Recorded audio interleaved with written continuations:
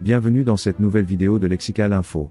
Retrait du Niger de la CEDEAO, le président de la transition explique les raisons. N'oubliez pas de vous abonner juste en bas de cette vidéo. Le débat autour du retrait du Niger de la Communauté économique des États de l'Afrique de l'Ouest, CEDEAO, est désormais tranché avec la sortie médiatique du président du CNSP, en date du dimanche 11 février dernier sur la télévision nationale. Dans cet entretien, le chef de l'État, le général Abdourahmane Tiani a exposé les principales raisons ayant conduit les nouvelles autorités du pays à décider de la sortie du Niger de l'organisation communautaire. En effet, 3 raisons ont milité au choix de cette décision, selon le chef de l'État. La première raison est d'ordre sécuritaire, a-t-il dit, avant de rappeler que la CEDEAO était sur un plan d'une agression militaire contre le Niger. Dans cette perspective, dira le général Tiani, le Niger ne peut plus rester dans une organisation qui projette une grave attaque militaire sur son territoire avec les conséquences dramatiques sur la population civile.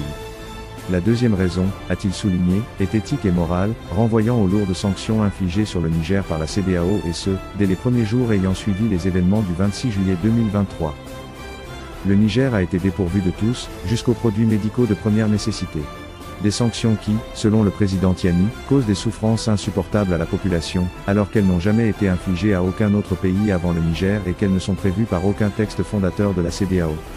Pour le chef de l'État, les mesures prises contre le Niger reposent sur une modification de l'esprit de la CEDEAO avec l'introduction en juillet 1991 du principe de la déclaration politique, disposition insufflée par la France dans le prolongement du discours de La Baule. Et s'agissant de la troisième raison, a renchéri le président de la transition, elle est économique, parce que le Niger ne peut pas continuer à rester dans une organisation qui le maintient dans un embargo total, alors que le sens même de la CEDEAO est l'intégration économique et la recherche de la prospérité au sein de l'espace communautaire.